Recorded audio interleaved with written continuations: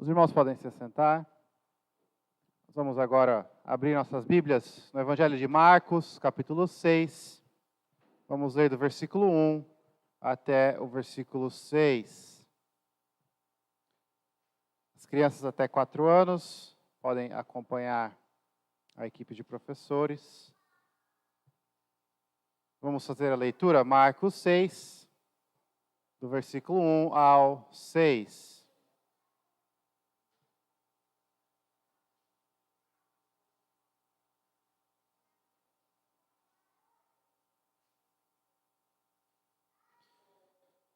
Marcos 6, do verso 1 até o versículo 6.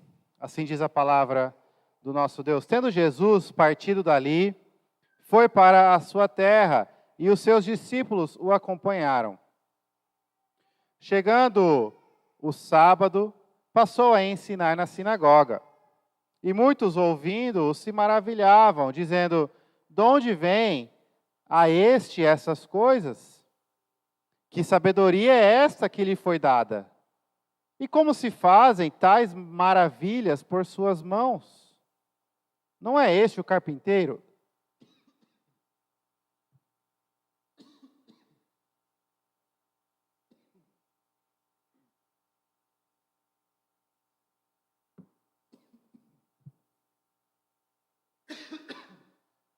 Ixi, vou conseguir, calma aí.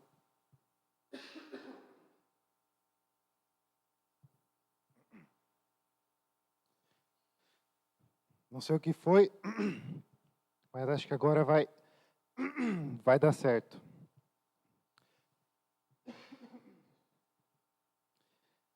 Bom,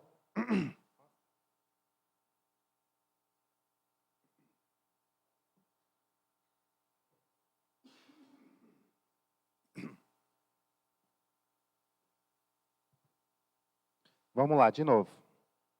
A partir do verso 3. Não é este o carpinteiro, filho de Maria, irmão de Tiago, José, Judas e Simão? E não vivem aqui entre nós suas irmãs?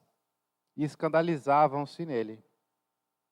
Jesus, porém, lhes disse: não há profeta sem honra, senão na sua terra, entre os seus parentes e na sua casa. Não pôde fazer ali nenhum milagre, senão curar uns poucos enfermos, impondo-lhes as mãos. Admirou-se da incredulidade deles. Até aí, nós vamos orar, rogando a Deus seu auxílio. Senhor Deus, Pai querido, nós te agradecemos pela tua palavra, pelo privilégio de ouvir a tua palavra. E rogamos que o Senhor agora fale aos nossos corações. Ajude-nos a ouvir atentamente a sua instrução, o seu ensino, e transforma as nossas vidas segundo o teu querer. É o que nós pedimos no nome de Jesus. Amém. Amém. Irmãos, vocês já foram rejeitados? Já foi rejeitado? É uma pergunta simples, mas uma pergunta que talvez seja gatilho para alguns, né? Rejeição é algo triste e que machuca.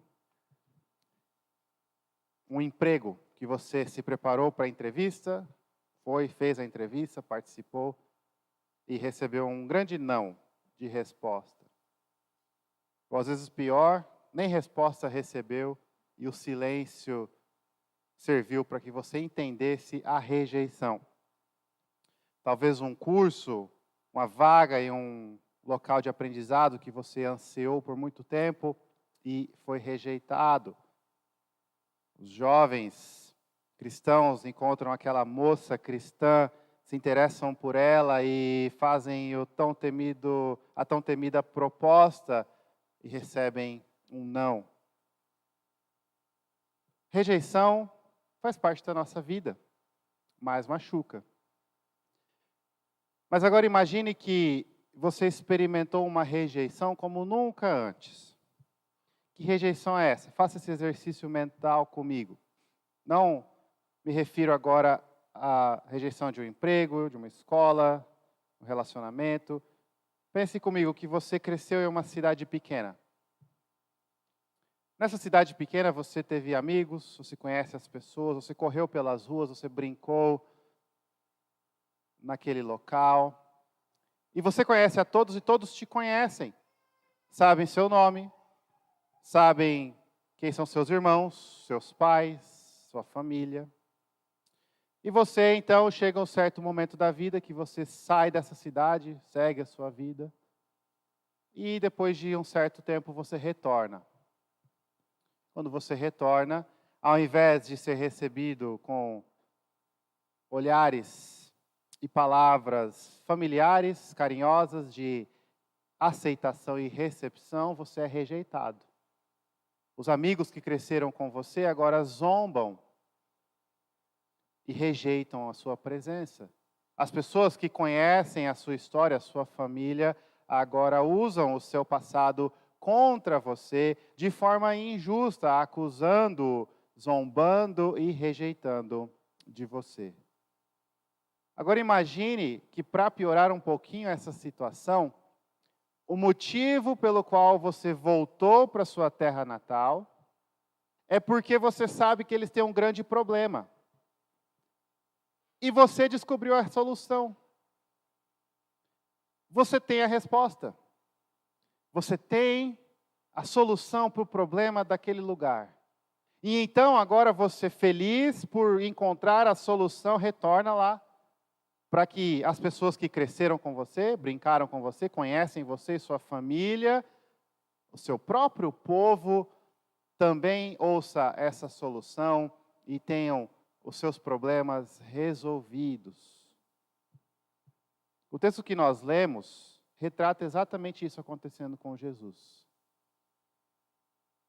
Ainda pior, porque no caso dele, ele é a própria solução e a resposta para o problema daquele lugar. Mas quando ele volta para sua terra, ele é rejeitado, zombado e humilhado. Nós vemos então neste texto que a incredulidade dos homens revela corações insensatos. E esses corações insensatos ousam a se opor ao Rei Jesus.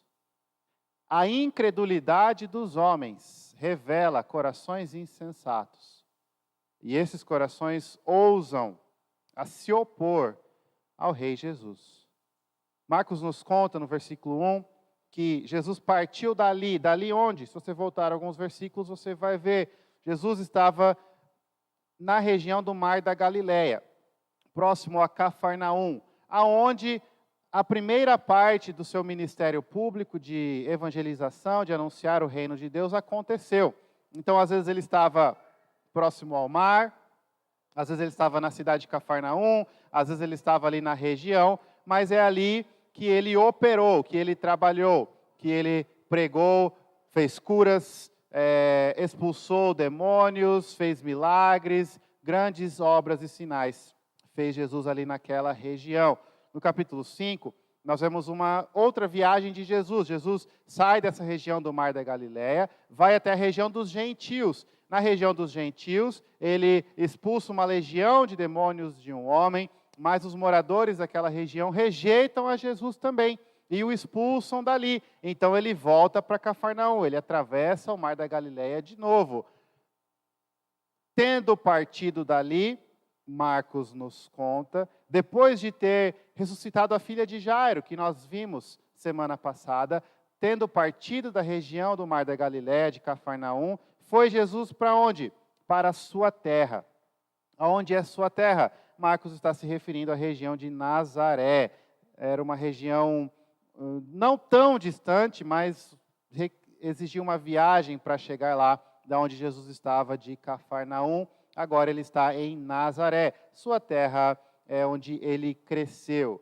E os discípulos o acompanharam. Veja, agora a multidão não acompanhou Jesus, apenas os discípulos o acompanharam. Jesus, então, depois de um certo tempo pregando e anunciando o evangelho em Cafarnaum, naquela região, e até para os gentios, ele volta para sua terra, para o seu lar, para a sua cidade.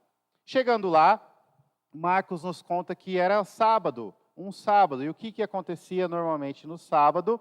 nas sinagogas tinham reuniões. E nessas reuniões a lei era lida, explicada. A palavra de Deus, o Antigo Testamento, a lei de Moisés, era ensinada.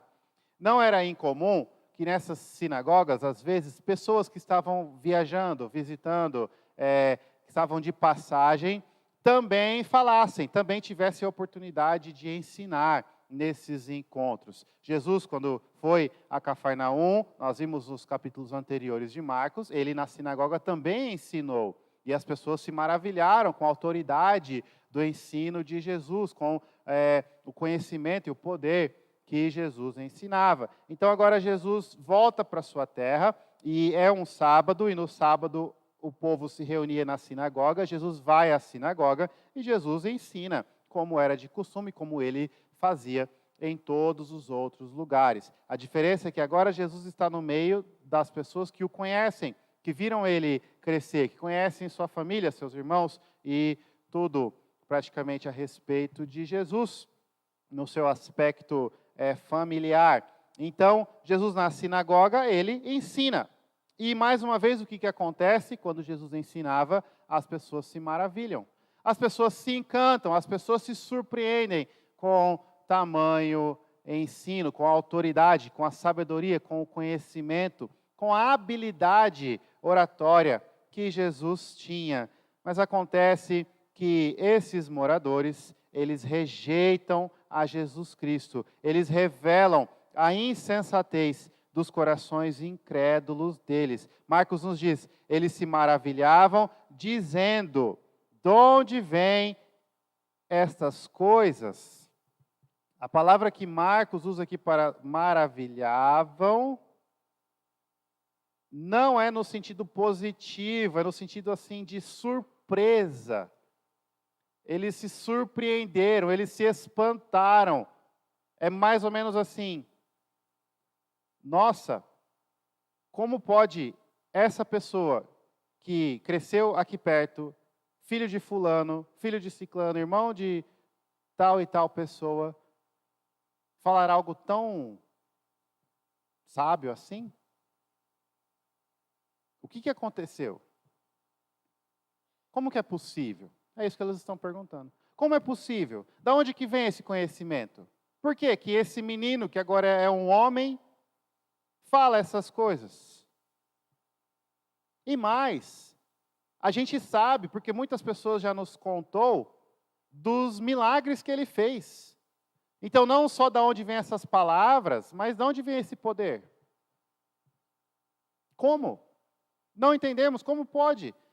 Como pode? Não é esse o filho do carpinteiro? Eles perguntavam.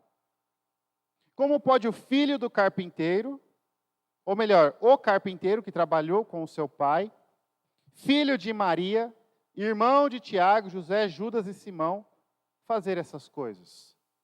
O povo de Nazaré, aqueles homens, de forma insensata, eles se espantaram, eles se maravilharam, mas esse se maravilhar não os leva a crer, não os leva a aceitar, a se submeter. Esse maravilhar os leva a nada.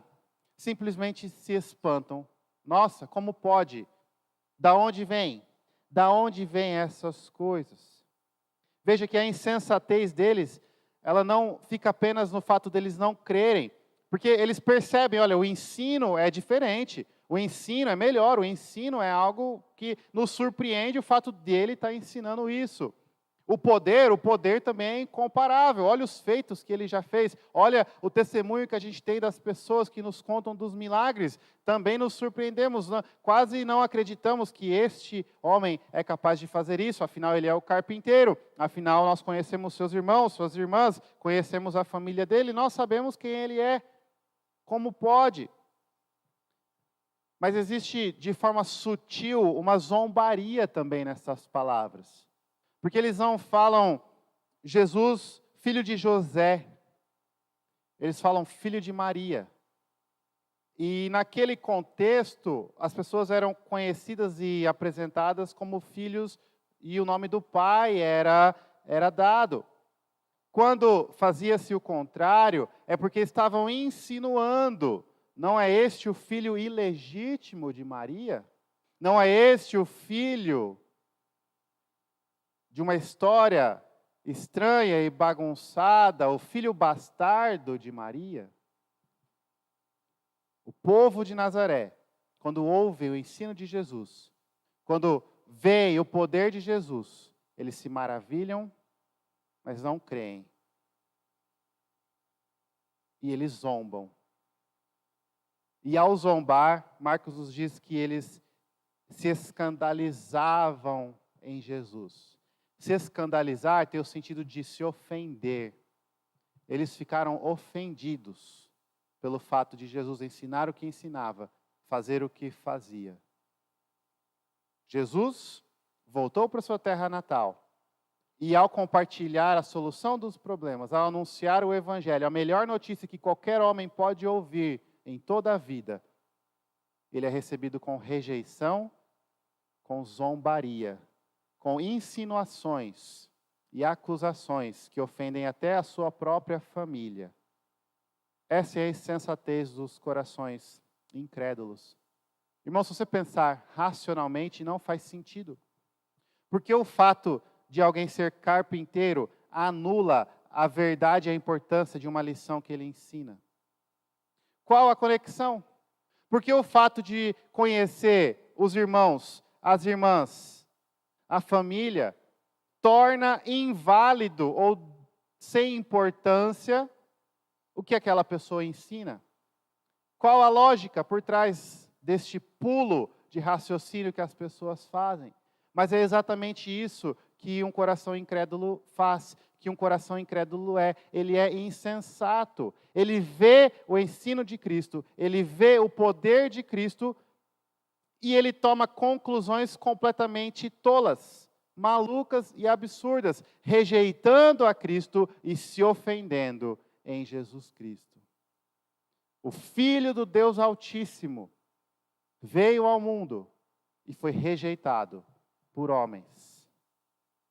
O fato dele ser carpinteiro se torna motivo para ele ser rejeitado. O fato de conhecer a família dele se torna motivo para ele ser rejeitado. Mas na verdade nós sabemos, essa rejeição não vem no fundo, na raiz, por essas coisas. Acontece que esses corações são endurecidos e incrédulos.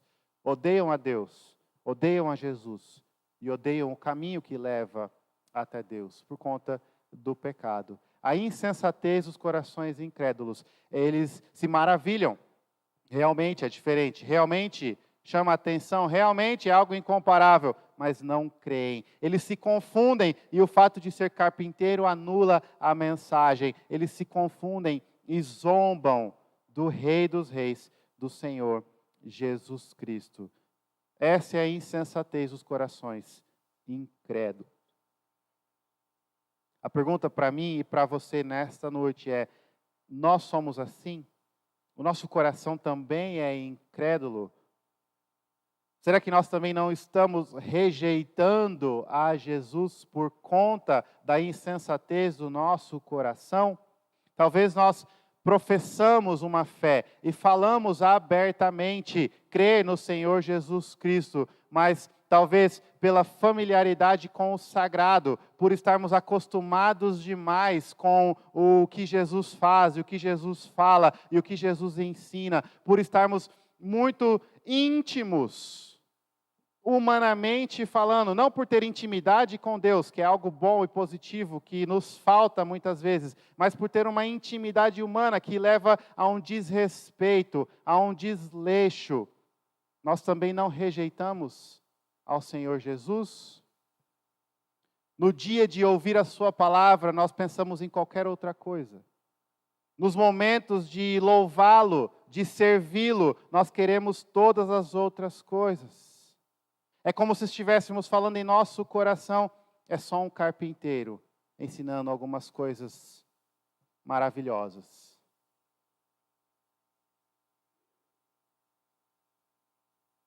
Todo domingo nós nos reunimos na presença deste Deus Santo, para no nome deste Cristo louvá-lo pela ressurreição, pela vitória da morte e dos pecados. E nós tratamos esse momento como algo sem importância. Nós não chegamos na hora certa, nós não nos preparamos durante o dia para isso. Nós muitas vezes estamos aqui, mas a cabeça está longe, afinal é só Jesus, só está falando de Jesus. Eu já o conheço, eu já ouvi a mensagem. Eu conheço seus irmãos, suas irmãs, eu sei o que ele fez, para onde ele foi. Estamos acostumados com o santo, com o sagrado, e por causa disso muitas vezes rejeitamos a Cristo. Talvez não uma rejeição como os nazarenos, de nos ofendermos nele, de rejeitarmos a salvação, mas no nosso coração, no nosso íntimo, nós rejeitamos. Rejeitamos a presença de Cristo, o conhecimento de Cristo, a adoração, o serviço a Cristo. Nós temos o privilégio de celebrar a mesa do Senhor Jesus Cristo todos os meses. Nós nos preparamos para isso. Durante a semana, nós passamos o dia, domingo eu vou celebrar a ceia do Senhor. Ó Senhor Deus, obrigado pela morte do Teu Filho. Prepare o meu coração. Ajuda-me ao tocar aquele pão, ao sentir o cheiro, ao saborear, a ter a certeza e a fé renovada de que Cristo veio ao mundo e se tornou homem, para que aquele que não tivesse pecado nenhum tomasse sobre si os meus pecados para me dar vida. E eu tenho o privilégio de, pela obra de Cristo, celebrar um banquete na presença de Deus. Mas isso se torna algo secundário. Nós nos acostumamos à intimidade. O fato de conhecermos demais nos leva a destratar e rejeitar a Jesus. Os nazarenos conheciam a Jesus, conheciam sua família, sabiam a história de Jesus, seus irmãos, suas irmãs. E essa familiaridade se tornou um grande problema, porque revelou a insensatez desses corações cheios de incredulidade. Corações incrédulos são insensatos. Os nazarenos dão um passo além e zombam de Cristo. O mundo faz isso muitas vezes. O mundo continua a fazer isso diariamente. A mensagem do Evangelho, que é uma mensagem de vida e salvação, ela ofende as pessoas. E muitos se escandalizam no que Jesus ensina. E por isso rejeitam ao Senhor Jesus. Ofendem ao Senhor Jesus. Blasfemam contra o Senhor Jesus. Recentemente nós tivemos ataques, alguns dizem que não, mas provavelmente ataques aos princípios cristãos na abertura das Olimpíadas.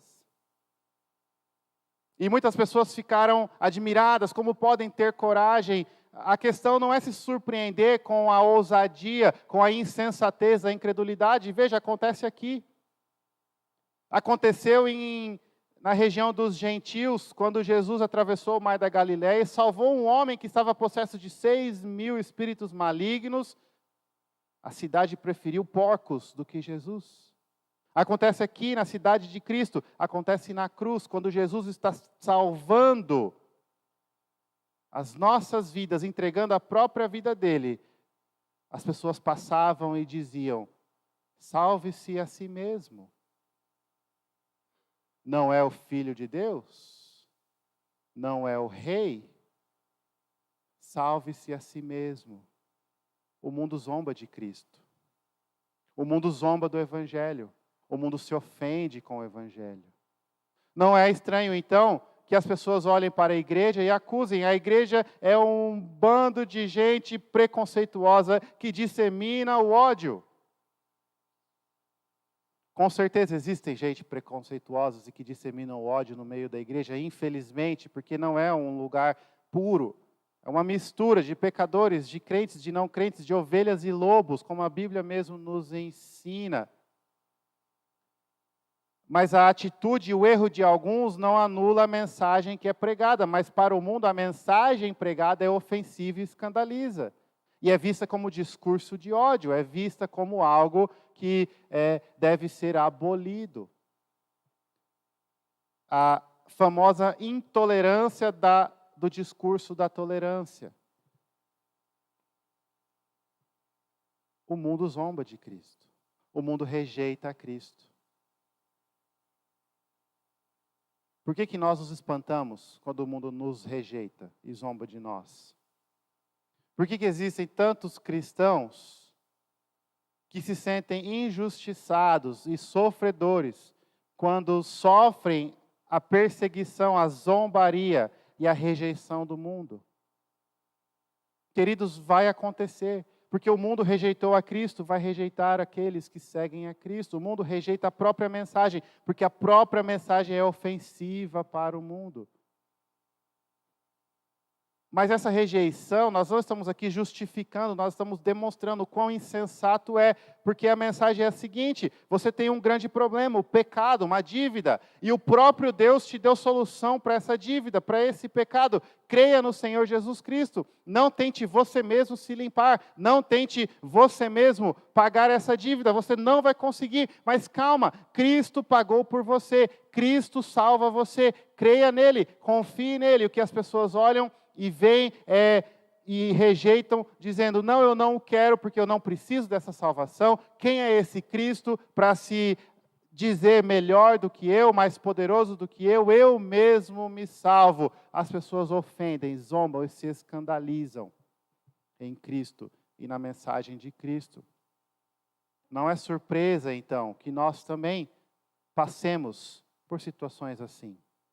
No trabalho, as escalas mais ou menos desejadas caem sempre no cristão.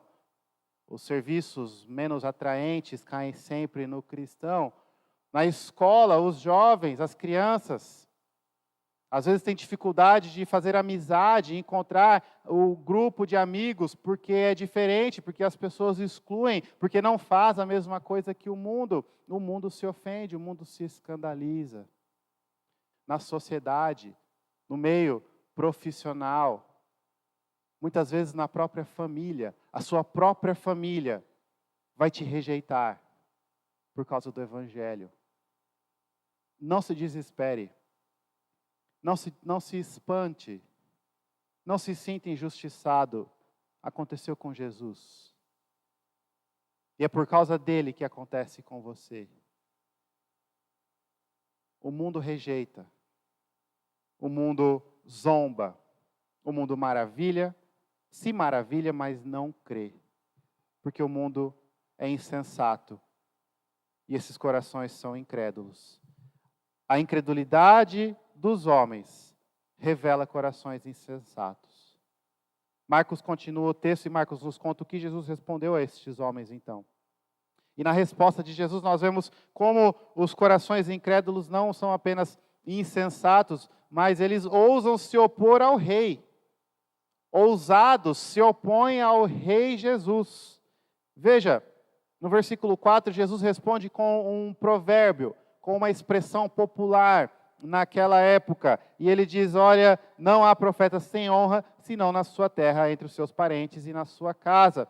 Jesus está dizendo: olha, como diz o provérbio, como já costuma se repetir por aí, o profeta não tem honra na sua casa, no meio dos seus parentes. As pessoas não dão a ele o valor, não ouvem, não dão a importância, não dão a intenção, por conhecerem, por serem íntimos, por saberem da história. Não há profeta sem honra, a não ser na sua terra. Jesus está dizendo o seguinte: o que vocês estão fazendo não é diferente do que os outros fazem, não é diferente do que o mundo faz, é algo que realmente, existe até uma expressão que explica e mostra essa atitude.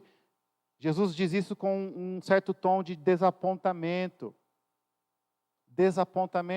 Desapontados com aquelas pessoas que ouviram o ensino, que viram o poder, viram os sinais, mas não creem, rejeitam, se ofendem e zombam. Marcos nos diz então que Jesus não pôde fazer ali nenhum milagre, a não ser curar uns poucos enfermos, impondo-lhes as mãos. Aonde Jesus ia, ele fazia muitas obras.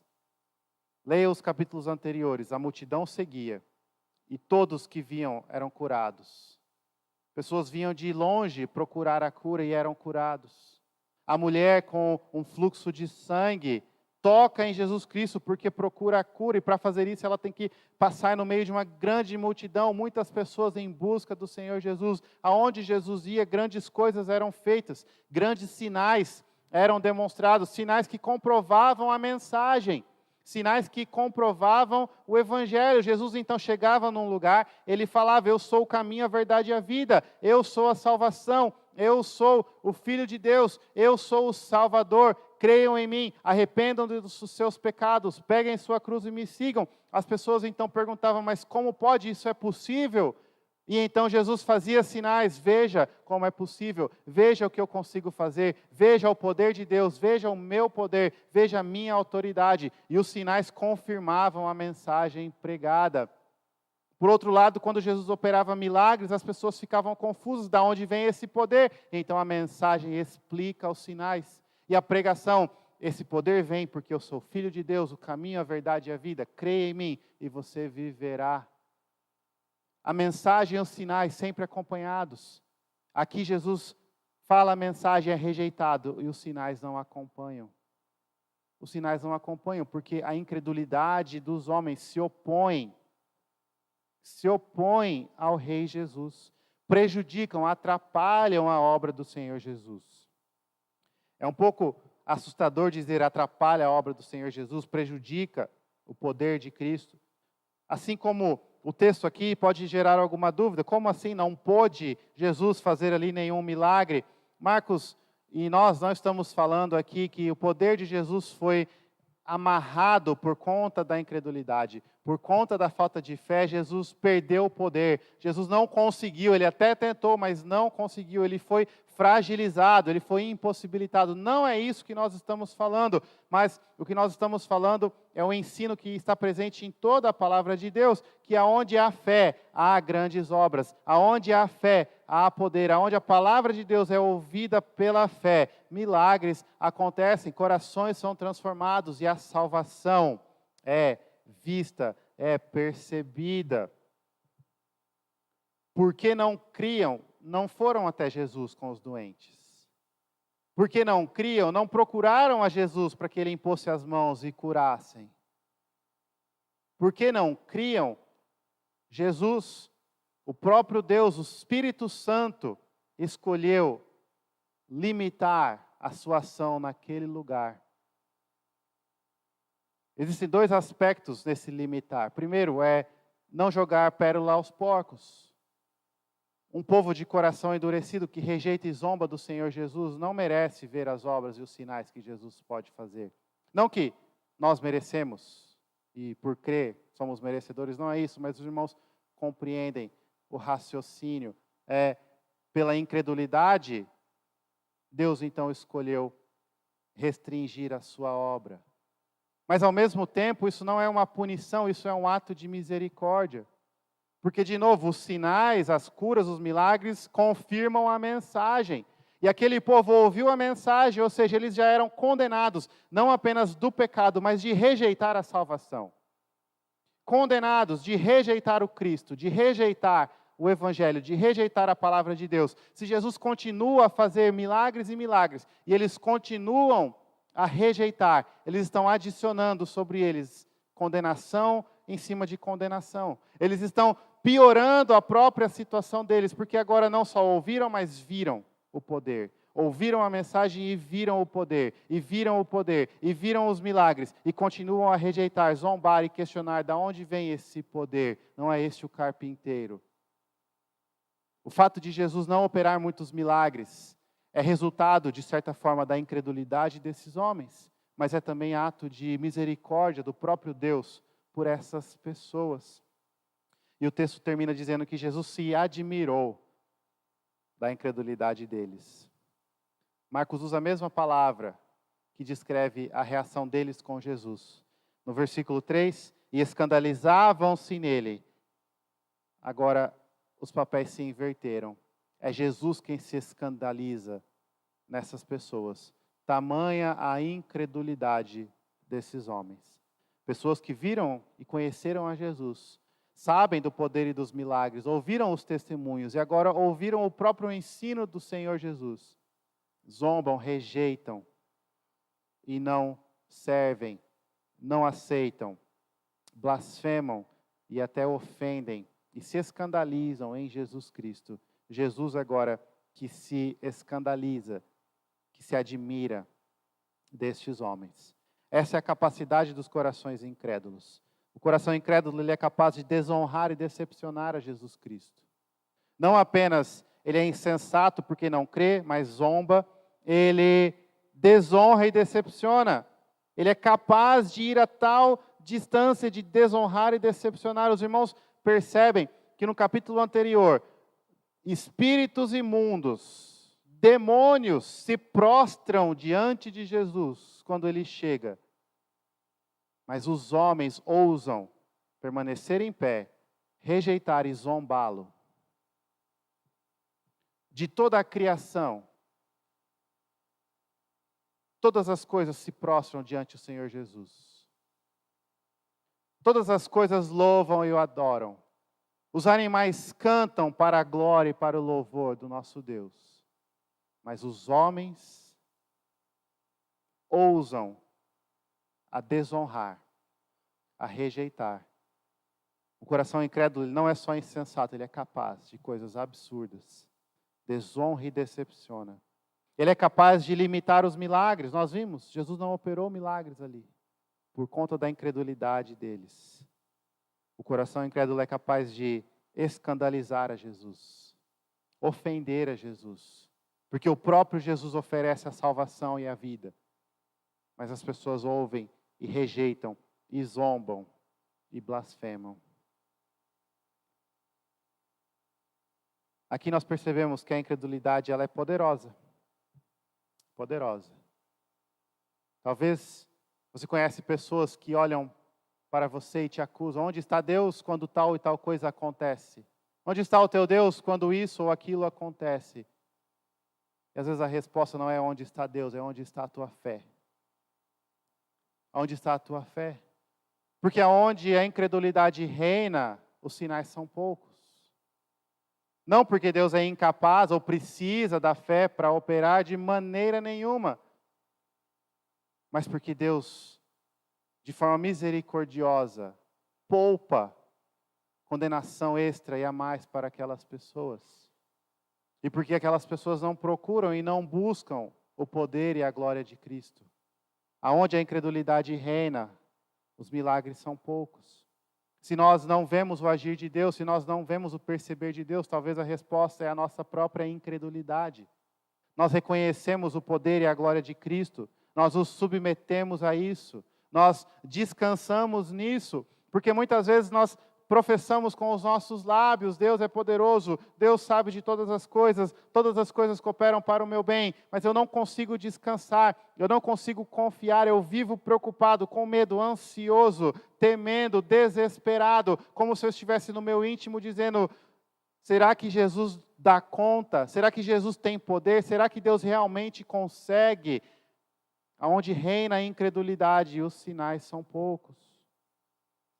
Nós temos orado o suficiente e fervorosamente, sabendo do poder de Cristo.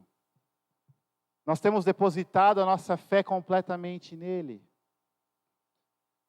Jesus ensina quando fala sobre a oração, vocês não têm porque não pedem. E de novo, não é porque Deus precisa do pedido para fazer grandes coisas, não é porque Deus precisa da nossa oração, mas é que Deus nos dá o privilégio de termos nossas orações usadas por Ele. E Deus responde ao coração de fé, ao clamor de fé. Ele escolheu fazer assim, Ele escolheu agir dessa forma. Mas o nosso coração incrédulo nos impede de ir até Jesus, nos impede de orar, nos impede de pedir, nos impede de adorá-lo.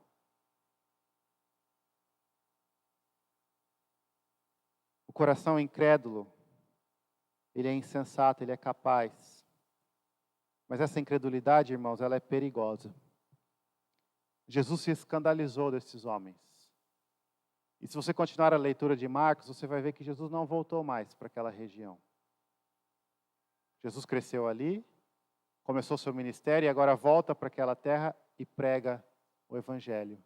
E anuncia o reino de Deus. Ele é rejeitado. Jesus então segue em frente. e não volta mais ali, escandalizado pela incredulidade daquelas pessoas. Até quando você vai ficar ouvindo sobre o poder de Cristo, ouvindo a mensagem do Evangelho, ouvindo o fato inegável de que Jesus Cristo é o único Salvador, e todo aquele que crê nele, que deposita sua fé nele, tem seus pecados perdoados, tem a vida eterna? Até quando você vai ouvir essa mensagem de que você não consegue se salvar, mas Jesus é o Salvador, e vai continuar a rejeitar, continuar a zombar, continuar a deixar para depois? Cuidado para que o seu escândalo na mensagem do Evangelho não se transforme em escândalo do próprio Cristo em você. Você não tem a eternidade toda para crer. Você tem hoje para crer e então viver a eternidade toda. Você pode estar brincando com a oferta do Evangelho, dizendo: depois eu escuto, depois eu atendo, depois eu respondo. Jesus saiu de Nazaré e não mais voltou. Você sabe onde você vai estar amanhã? Daqui 5 minutos? Daqui 1 semana? Mas hoje a palavra de Deus é pregada a você. Hoje o caminho para a salvação é oferecido livre e gratuitamente. Hoje, o Evangelho que escandaliza e ofende ao mundo é explicado e exposto diante dos seus olhos. Hoje você está vendo, Jesus Cristo é o caminho, a verdade e a vida. E aquele que crê nele, mesmo que morra, viverá. Qual a sua resposta? Qual a sua resposta? Esse texto nos mostra um caso de rejeição grave e séria. O próprio Senhor Jesus sendo rejeitado pelo seu povo, pelos moradores da sua cidade natal. Esse texto nos ensina, então, que a incredulidade dos homens revela corações insensatos. E esses corações ousam a se opor ao Rei Jesus. O que nós vemos acontecer aqui, aconteceu novamente na cruz, aonde no momento máximo de amor, aonde o próprio amor está pendurado no maldito maldeiro, as pessoas zombam. Aonde Cristo está salvando o mundo, as pessoas dizem: salve-se a si mesmo. Não continue a zombar, não continue a rejeitar. Olhe para Cristo, olhe para a cruz e veja o amor de Deus, a salvação em Jesus Cristo e a vida eterna. Feche seus olhos, nós vamos orar mais uma vez. Senhor Deus, nós te rogamos, fale aos nossos corações. Ajude-nos a descansar no Senhor, a ouvir a sua mensagem e viver pela tua palavra. Obrigado pelo nosso Senhor Jesus Cristo, que é o nosso Salvador, o nosso Rei. Obrigado, Senhor Deus, porque podemos encontrar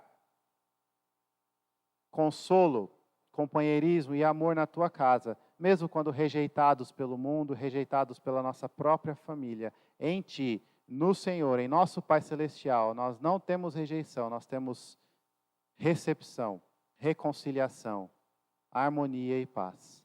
Por isso, Senhor Deus, nós te louvamos, gratos pela obra perfeita e maravilhosa do nosso Senhor Jesus Cristo. No nome dele que nós oramos. Amém.